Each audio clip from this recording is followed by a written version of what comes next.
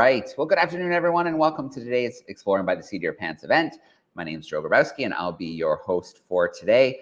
Well, it's a busy week and it's a busy day. So June is here, the last month that we're going to have classrooms hanging out with us before they go on summer break. I know many classrooms in the U.S. Are already out, but over the course of the month, we're going to lose the rest of the U.S. And Canadian classrooms. But before we go, we wanted to throw an amazing series of events at you. So this week, we actually have 3 series of events going on. We've got our World Ocean Week event. So I'm here in New York at the Explorers Club. You might hear a little bit of an echo because I'm on the 5th floor here in the map room. It's got a really high ceiling. And we've got 16 or so amazing scientists, explorers, filmmakers who are sharing our blue planet with us in really exciting ways. We also have our Canadian Environment Week.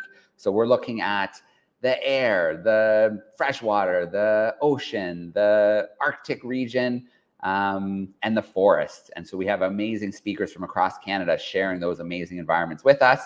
And last but not least, ECOP Canada, the Early Career Ocean Professionals.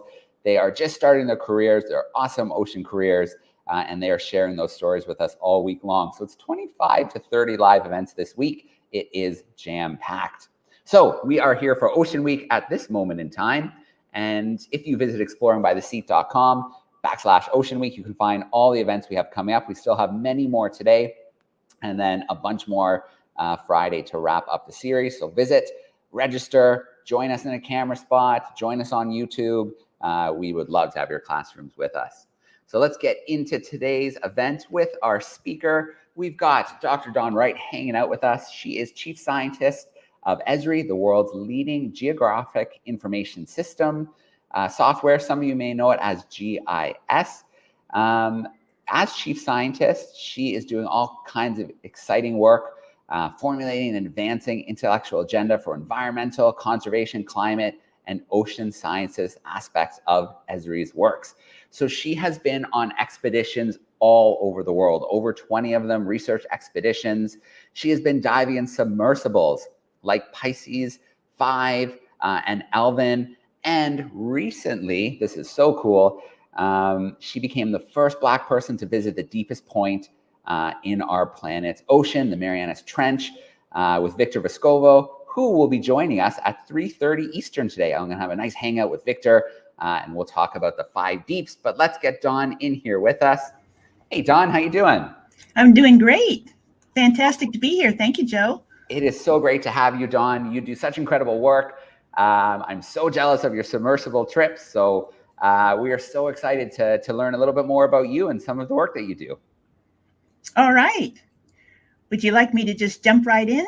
Yeah, let's jump right in. We'll share that screen. I'll work on the Kahoot behind the scenes. We'll play some Kahoot, and then I know we'll have lots of questions from our classrooms. Okay, so here we go. All right, if everything is set and you can see the screen and you can hear me, then I'm going to jump right in. Looks great. Let's go. I thought that since this is a classroom event, that I would talk a bit about how explorers of the past are empowering those of us who are exploring today, and certainly for those of you out there who are future explorers.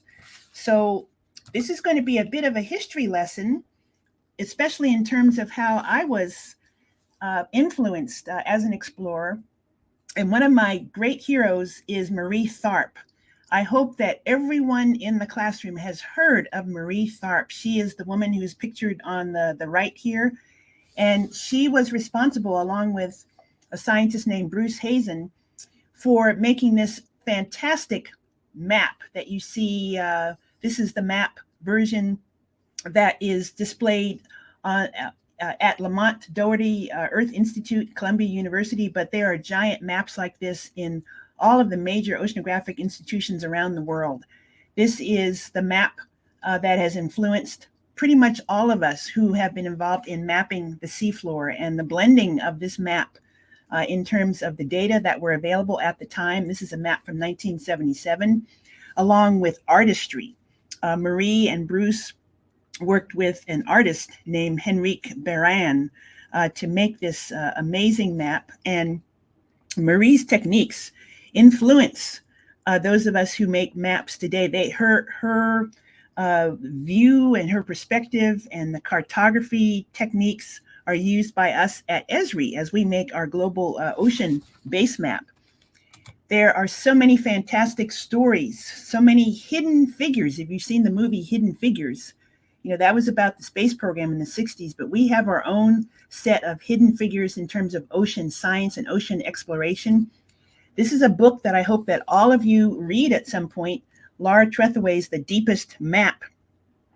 And it tells part of the story that Victor Vescovo is going to tell you about the 5 deeps. But one of the things that I love about this book is that it talks about 2 other heroes, Heather Stewart and Cassie Bongiovanni. And if you read this book, you will learn about the seminal contributions of Heather Stewart and the real story of Cassie Bongiovanni in terms of her tremendous bravery and her accomplishments, as oftentimes she was the sole ocean mapper during Victor's 5 Deeps expeditions of 2018 and 2019.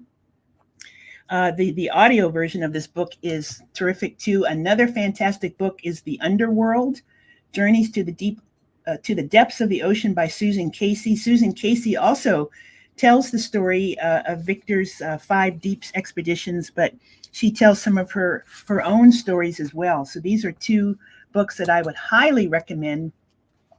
In terms of other hidden figures, let me introduce you also to 3 women who influenced me greatly. Rachel Heyman, she was one of my PhD advisors, Karen Von Dam, and Cindy Lee Vandover. Now, these women are tremendous. On dive 2383 of the Alvin submersible, and that was on April 14th, 1991, Rachel and Karen together discovered the tube worm barbecue. Now, if you haven't heard of the tube worm barbecue, this is a very famous site on the ocean floor on the East Pacific Rise. Karen and Rachel and Cindy together discovered this site. This is the site at the time that was the very closest that any human being had come to witnessing a deep sea volcanic eruption actually in progress. And prior to that dive, on dive 2350, the very first dive of the cruise, that was only the second time that the Alvin submersible was occupied by all women. Cindy was Alvin's first, and to this day, its only female pilot. And Rachel and Karen were science advisors, science observers. And then later during that same expedition, dive 2370, that was the dive that sent me down as the first Black woman in Alvin. Now, Alvin is celebrating its 60th birthday this summer, so I have my Alvin cap and my Alvin hydrothermal vent t-shirt on. And there are a lot of celebrations on social media, especially in terms of saluting Alvin as an absolutely historic, fantastic, deep submergence vehicle for science and for exploration. And I thought I would share a little bit with you of my dive 2370, my very first Alvin dive. And for those of us who have been in any type of research submersible, the first dive is always the most special one. And what I want to do is to show you a short film. This was produced by NPR science reporter Ari Daniel for the opening plenary of the Ocean Sciences meeting a couple of years ago. And it includes some footage from the Woods Hole Oceanographic Institution Changing Seas episode that was on PBS about Alvin that won an Emmy Award. And it will also nicely introduce you to me and my first dive in Alvin while I was a graduate student at UC Santa Barbara. So here we go, and it's animated.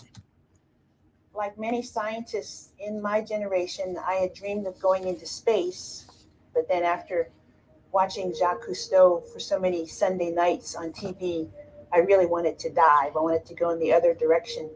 So my first dive on Alvin, it just blew my mind because I had always wanted to do any type of submersible dive, right?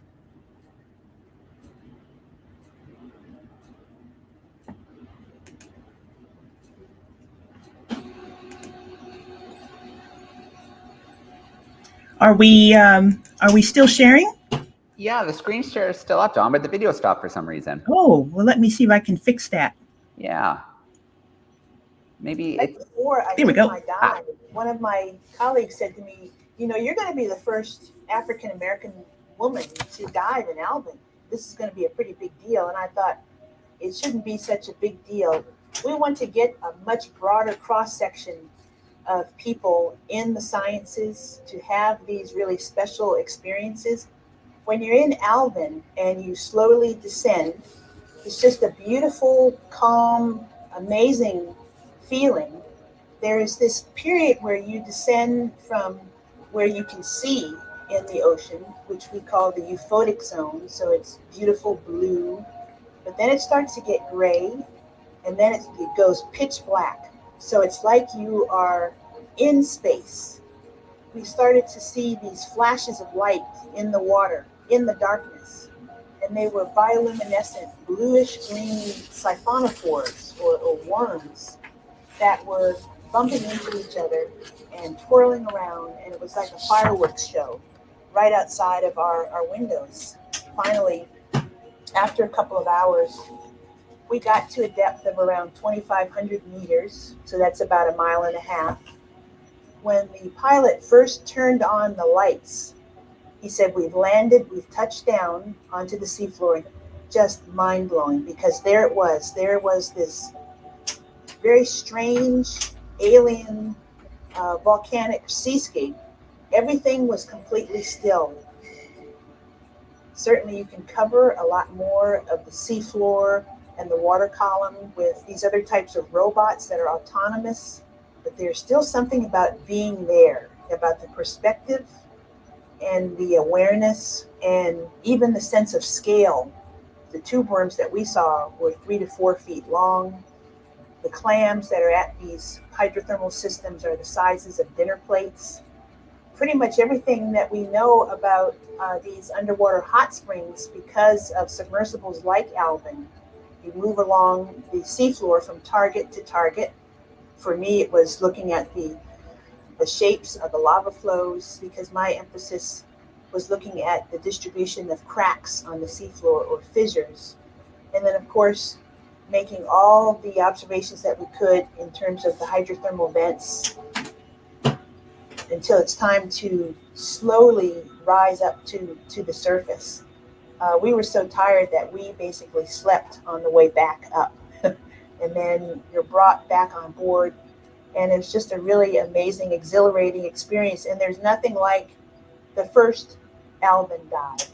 The other ones were thrilling, but as it is in life with first things, that first one, there was nothing like it.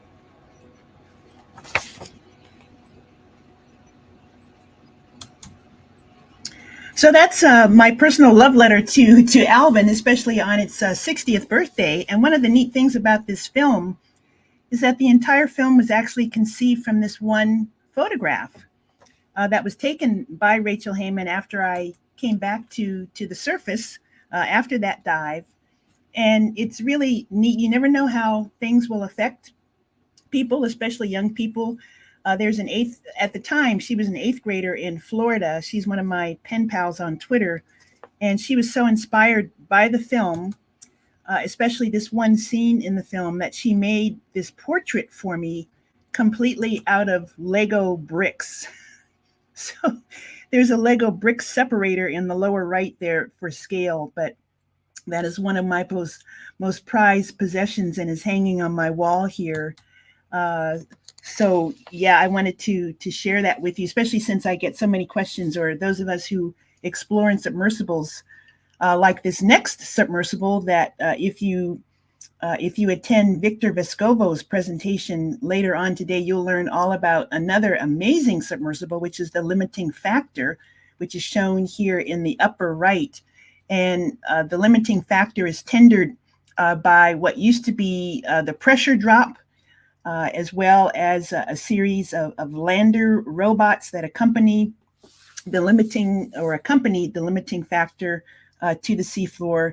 The ship and the submersible now have new names because they're under new ownership, but I'll let Victor will explain that But another amazing thing that happened to me in terms of exploration and mapping was the opportunity to go with him to Challenger Deep, which is located here in the Western Pacific. Some of the other places that you might recognize on this map are the Philippines, just to the west here. Challenger Deep is the deepest place on the entire planet because it sits within the Mariana Trench, which is a place where two great tectonic plates collide. The Pacific plate is diving underneath the Philippine Sea plate.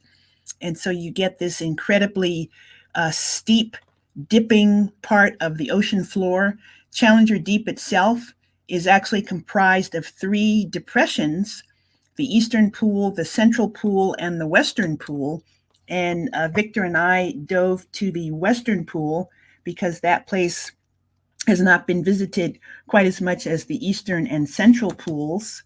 And this is just a picture of life for me on board my bunk with my Snoopy that always travels with me. And here I am in the submersible getting ready for my dive and practicing how to get out in and out safely through the hatch of the submersible.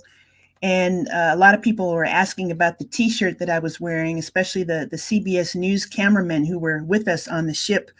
And the shirt says science, because making stuff up is not okay. So that was one of my favorite shirts to wear. And here I am getting into the submersible in my jumpsuit. The jumpsuits that we wore were very similar to NASA flight suits for the safety, our safety within the submersible. This is a video that shows what the launch of this submersible is like. And unlike Alvin with 3 people, the limiting factor is a 2-person submersible, much smaller. And we are turning off the lights as we descend through the darkness, similar to what you saw with the Alvin experience. And with this particular dive, which went a lot deeper than my Alvin dive was down to 2,500 meters. This dive went to 10,919 meters, and you can actually see sort of like a video game rendition of the dive if you go to this web address that's on the screen, and it will take you from start to finish down through the dive. And again, we went to a maximum depth of 10,919 meters. That's nearly 7 miles. Our dive was 10.5 hours long. Partly because it took so long to get to that depth. One of the surprising things that we saw as soon as we got there was a beer bottle. I know there will be a lot of questions about the beer bottle, so I won't take up the time now, but it's just an indication that no part of our planet is immune to bad human influence, it seems. But we saw some other, what was much more important is that we saw these other amazing things that are living at these extreme depths and pressures. The pressure at this depth is 16,000 pounds per square inch. And yet we saw tubed anemones. Galathyanthemum is the genus name. We saw this beautiful undersea flower at around 10,630 meters depth as we were traveling along. This is a 3-dimensional rendition of where we were inside of the Challenger Deep. And the CLOSP symbols there are indicative of the robot named CLOSP that was with us down in the trench to help us navigate. And then there was another robot named Flare that was shallower up on the higher bench of Challenger Deep. And Flare was able to capture beautiful video of creatures that could subsist at this depth. At around 7,300 to 8,000 meters is where you see the deepest fish. We found this deepest ever discovery of Pectus profundicola, this amazing jellyfish. There are decapods and amphipods that exist at this depth as well. And you can read all about my dive in this story map that takes you again from start to finish of that dive and what it was about and what are the things that we did. And you can go to this particular web address, esriurl.com/challenge accepted, and you can experience the dive, including the 3D video game scenes that I showed you a little bit at that address. Now, another thing about doing this particular expedition that I absolutely loved was the people that I met. And one of the things that's really neat is that there are more and more women who are playing really important roles at sea. In the upper left, you see Victor with me, and also with my roommate, Kate Wabatai. She was the sole woman on the submersible support team. But one of the things about Kate is that she is now a pilot. She's a submersible pilot herself, and she's now regularly piloting the limiting factor in its second life. It's now called the Bakunawa, under the auspices of Inkfish Expeditions. And in April, she and marine geologist Heather Stewart, another heroine, they made a world record dive down to 8,000 plus meters into the Nova Canton Trough in the Central Pacific. So you see the picture of the two of them in the lower left. This is, again, a first for an all-female submersible team, and again with Kate as pilot, and I'm so happy and so proud of her.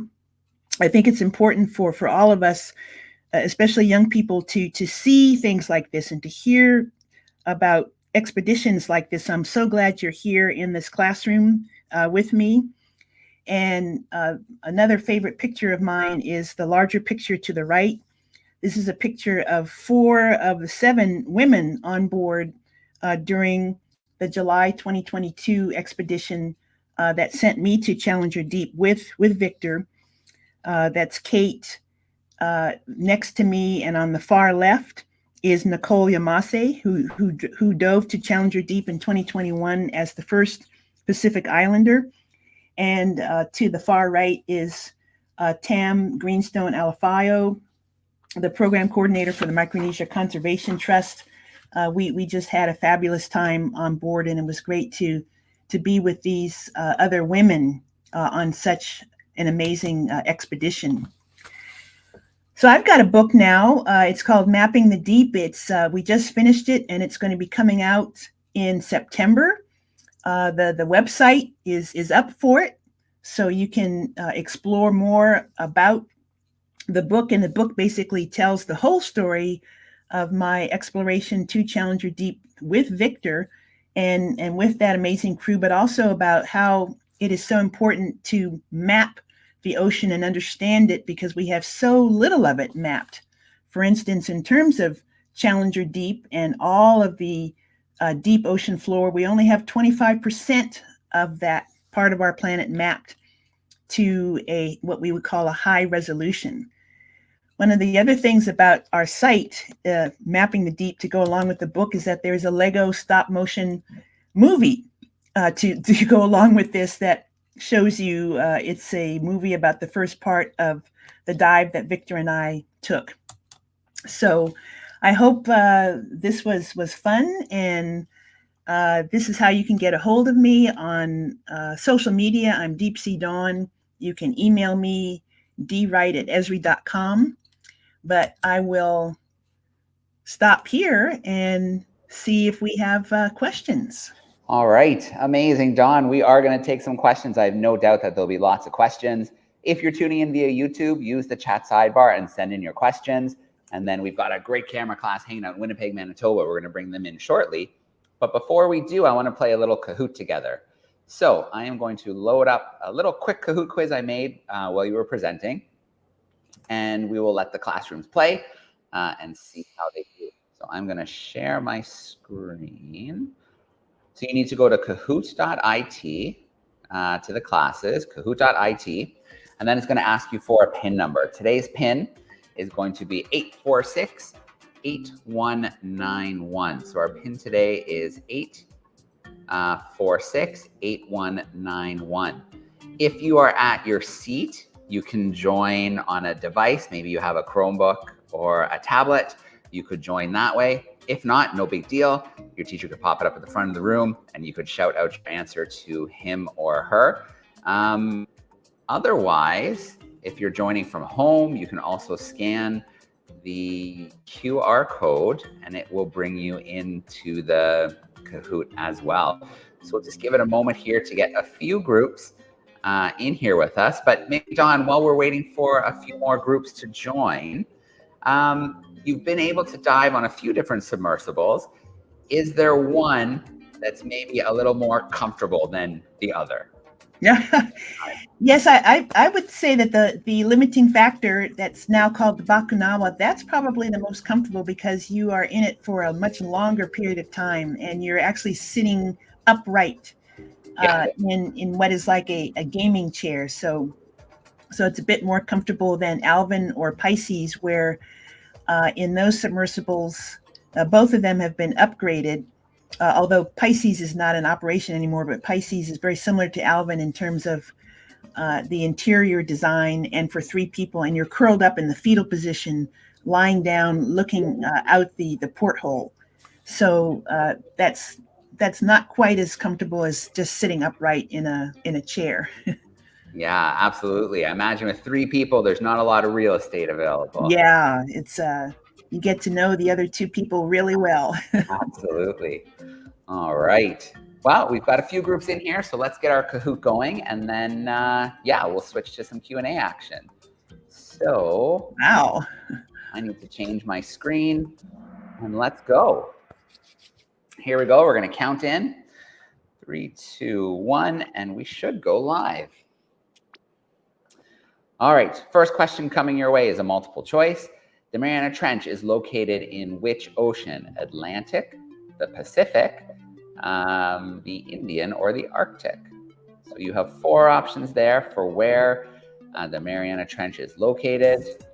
We've got the Atlantic, the Pacific, the Arctic, or the Indian Ocean. Got a few more seconds on the clock to lock in your answers. I love that you start with a geography question here. That's right. Let's get ourselves situated. All right. Good job, crew. It is in the Pacific.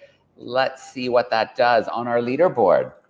The Daring Rooster crew is in first place. Let's go to our next question. This is true or false. Alvin has had 3 female pilots. Is that true or is that false? Don't look at the picture. That is not Alvin. That is what came up in the Kahoot. That is not Alvin.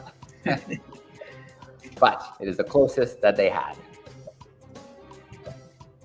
Got a few more seconds to lock in your true or false answer.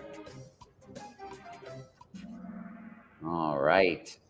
That is false. Dawn, I believe you said there's only been one female pilot of Alvin. There's only been one, and that was Cindy Lee Vandover. And she is a professor now at Duke University. All right. Very cool.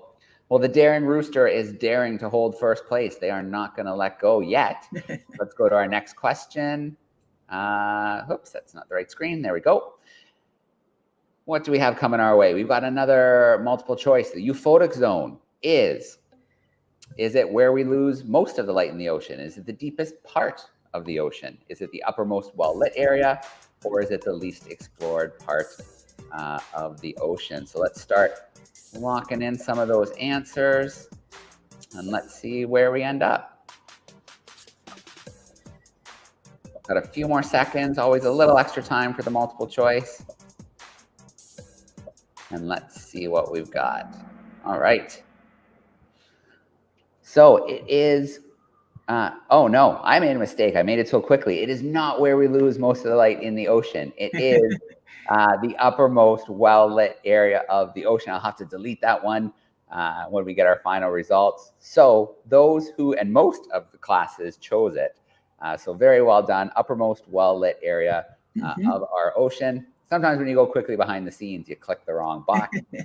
Let's see if I do a little bit better in our last question. So Daring Rooster is holding on. Here we go. Challenger Deep is the deepest part of the Mariana Trench. This is a true or false question. Is it the most deepest part?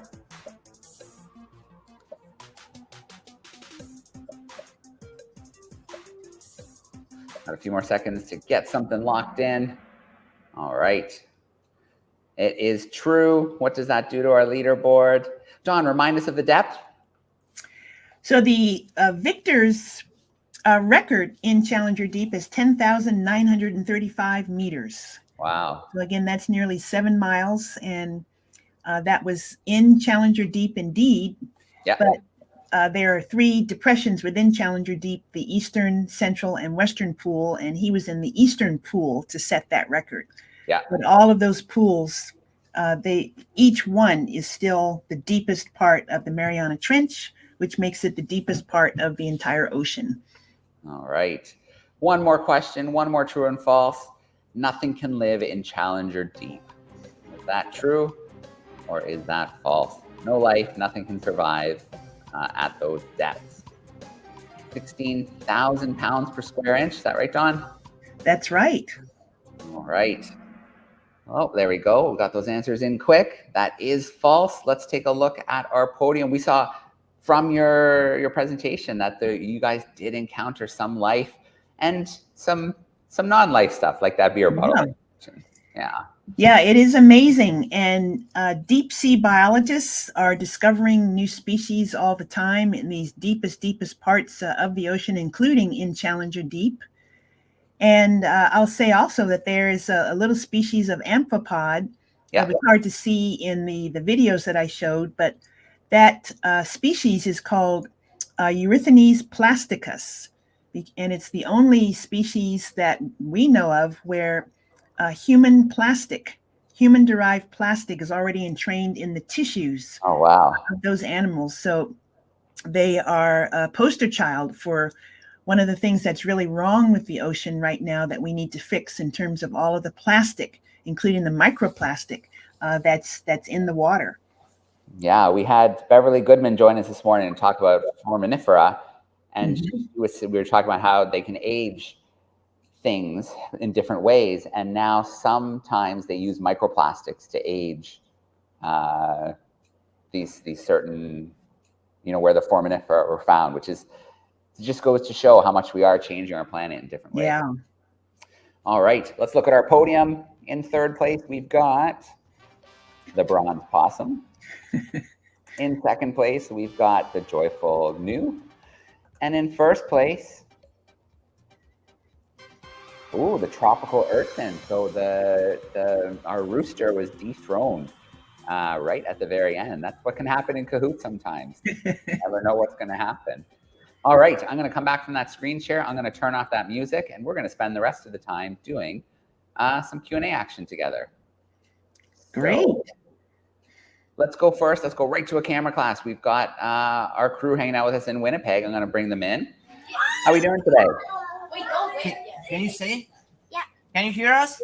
We gotcha. Okay. Hi, my name is Maya, and my question is, what made you want to start exploring the sea? Hi, Maya. That's a fantastic question. What made me want to start exploring the sea was growing up in the Hawaiian Islands. So I was always at the beach and always swimming and always doing quite a bit of surfing and snorkeling. And I just really got fascinated with what was at the bottom of where I was swimming. And I was also influenced by Jacques Cousteau. His programs on TV were just really amazing. And I know for you guys now, there's so many fantastic things that you can watch on National Geographic and on so many channels. And you have opportunities like this to talk to explorers. So I hope that you end up wanting to do the same thing too. Thank you very much. May we ask you one more question? Please do. Absolutely. Hi, I actually have 2 questions. How many Lego pieces did it take to make your portrait? Oh, that's a really good question. I think it was about 1,000. And it was mainly, the Lego. If you play with Legos, they have those Lego dots or the Lego, the single peg tile. So yeah, it took about 1,000 of those for her to do that. Okay, that's it. Also, how many Lego sets do you have? That's also a very good question. You see a lot of Lego sets behind me, but they're actually all throughout my house. So I think I'm I think I have about 30 Lego sets that are that I have right now. Yeah. Thank you. Thank you, Thank Rich. Cool. Is that one more person hiding back there with a question? You can come up if you want, bud. My name is Irvan and I have one question. What do you like the most about the ocean or the sea? I love how beautiful it is. You know, the surface, most of us see pictures of the surface, but when you are going under the surface and the color of the water and all of the creatures, just fantastic. In fact, when we were descending through the dark part of the ocean, we saw these, they were like worms. They're little bioluminescent. They create their own light. And when they bump into each other, there's a whole spray of light that comes from their bodies. And then I'm a geologist, someone who studies rocks and sediments by school training. So I think the rocks on the bottom of the ocean and the volcanoes are just fabulous as well. So lots of things to like about the ocean. Well, thank you. Thank you. If you have time, we have a couple more questions. Oh. Go for it. I'm going to go to YouTube shortly, but squeeze in a couple more. Let's do it. Hi, my name's Alicia, and what type of food did you eat when you were in the in the submarine? Oh, yeah, that's a great question, Alicia. You know, it's everything is pressurized in there, so we didn't feel any change in the pressure because we were protected by the submersible. So we didn't need any kind of special food. It's not like the astronauts who have to have the food that squeezed out of a tube. I think I had a ham sandwich and a bottle of water. They gave us our lunches in the just regular lunch bags. And that was in our dive bag that went with us. It was right at our feet in terms of extra pair of socks, and my Snoopy stuffed animal and my lunch was in my dive bag. Thank you. Thank you. Hi, I'm Nina, and do you know exactly or estimated how much animals you saw in the ocean? Well, we were in a very, very small area. So the animals that we saw were basically what I showed you in the video, not very many. And they're not very many at that extreme depth because it is such a hostile place for them to live. And we also didn't have very much time to survey a large area. So we were down there for 2.5 hours. And we were mainly down there to test a mapping instrument that we had on the bottom of the submersible. So we had to lift up above the seafloor in order to get that instrument to work with the type of data that we were looking for. We were mapping the bottom. So we didn't spend as much time right on the bottom looking for creatures as other people who've explored in Challenger Deep might have.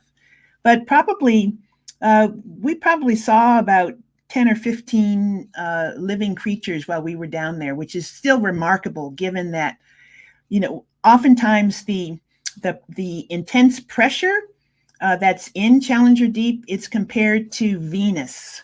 So if you went all the way to Venus, to that hostile planet, the atmospheric pressure on that planet is similar to the hydrostatic pressure that is at the bottom of Challenger Deep. So to see anything living there is just remarkable. That's cool. Thank you. All right. Well, let's go to YouTube because I've got some questions coming in here via YouTube. Let's start off with, we've got a classroom here, Ms. Coburn's crew. They would like to know about other careers that, because, obviously there's the submersible pilot, there's the researchers who go down, but there must be a lot more careers on the ship. So can you tell us about some of the careers that support the adventures? Oh, yes, there are lots of careers. So the submersible itself needs engineers, technicians to keep it running properly, sort of like if you think about a Formula One race car, for instance, and there's the race car driver, but there's the pit crew that keeps the race car going and makes sure that it's safe and makes sure that it performs to its maximum so that it can go the fastest that it can go. It's the same thing with the submersible. So there were submersible technicians, one of whom was Kate Wawatai, that I showed you her picture. That's a fantastic career. There are, and she has now ascended to being a pilot. So she's certified to actually drive, operate the submersible. There are all kinds of careers in terms of the people on board the ship itself. The ship actually got us there to the dive site, and the ship actually did quite a bit of seafloor mapping. It was not just the submersible where we did a little bit of mapping. Most of the mapping in terms of getting a more detailed map of the ocean floor came from the ship itself. And there was a mapping scientist on board who ran the mapping equipment on the ship. There are engineers in terms of a different type of engineer, the people who work in the engine room to keep the ship going smoothly and safely. There are the people who actually are in charge of running the ship, the captain, the mates, the ordinary and able-bodied seamen and seawomen on board. There are people in the galley to make our meals. We had a fantastic executive chef on the ship, and the crew that she supervised to make sure that we had good food to eat. Oftentimes, there are also artists that travel on these expeditions to make paintings and drawings and videos. And we did have a videographer also. Nick Varola, he has his own video company. And so he's a type of artist because he recorded on video and by photograph all the different things that we were doing on the ship, and he made movies about that. So there are all kinds of wonderful careers in addition to being a scientist and to actually and an explorer. There are all of these other things that you can get involved with in terms of going to sea, or even if you don't go to sea, there are all kinds of people who are really good at writing about all of these adventures. There are journalists like the people who wrote the books that I mentioned. So absolutely, many avenues, and these are very well-paying jobs as well. My particular job, I work as an oceanographer, but also as a scientist at a software company. And I live in Southern California, which is an expensive place to live. So I'm making six figures. And there are a lot of scientists who make good money. There are a lot of engineers, the different types of engineers that I talked about. They can make good money as well. So these are I think great ways to make a career and to make a living. And everybody loves what they're doing. So so it's absolutely, I think, the best way to experience life. Should I just keep jumping into the chat questions here? Well, I've got a couple more that I want to get from YouTube first. Okay. And because these are these coming are from good. our Winnipeg class, they're sneaking in a few more. So they have I lots see. of questions, which is perfect. But I do want to make sure I get a few more here from YouTube. So what is your favorite part of going on a new dive? My favorite part of a new dive is getting to the bottom, getting to the target. So it's a beautiful experience to ride the elevator, so to speak, from the surface of the ocean all the way down to the ocean floor. But especially for me as a geologist, I really want to get to the bottom of things and touch down and actually start the observations on the dive. So that moment when we've been descending in complete darkness, and then we touch the bottom, or we get to the bottom, and the pilot turns on the lights, and we can see where we actually are. For me, that's my favorite part. All right, and then let's get one more here from YouTube. Okay, so how old were you when you did your first dive? I was 30 years old. I'm a little older than most people are when they do their first dive, especially if they are scientists. Even as a 30-year-old, I was still in school. I was a graduate student, but that's because between my master degree and my PhD, I took a 3-year gap year. And I spent time as a marine technician or as a shipboard laboratory technician. And I was on the JOIDES Resolution, which is a drill ship, a scientific drill ship that's still in operation that goes point to point around the world, drilling the seafloor for samples of rocks and sediments to reconstruct the history of the oceans. So I took that job. I was at sea for 6 months out of every year, and I did that for 3 years and then decided to go back to school. All right. I think that's great because that's something we always talk about is there's no one way. There's no right way. There's no, everybody has a different path. People change their mind, try new careers. Sometimes people in a job they don't love and they chase their passion. So I think that's so important. There is so many different ways to enter a science career. Absolutely. Yeah. All right. And I think we can't leave this question behind, the claustrophobia question from our class in Winnipeg. Was that tough at first, or was that something that you were able to get over pretty quickly? Yeah, the claustrophobia question is really important. I do not have a difficulty with claustrophobia at all. And that is something that you do need to understand about yourself. If you do have claustrophobia, going into submersible is not a good thing. There are other ways that you can make a contribution to science or to exploration, but it's really, really important because the submersible, it's like being in a space capsule, same thing for going into space. You're in a very small environment. You are going to be locked into that environment for several hours. So you need to be really, really comfortable doing that. And all of us have to get physically checked out and have a medical pass in order to do these dives. And if you do have that type of difficulty, or if you have a challenge with small spaces, then it's usually recommended that you not dive. Yeah. All right. Okay, Dawn, before we wrap up today, maybe some advice for our students tuning in. If they're interested in an ocean career, what should they be doing now to start preparing? Well, they should be doing these types of events where you have a chance to talk to those of us who are in these careers. There's so many wonderful resources that are on the web.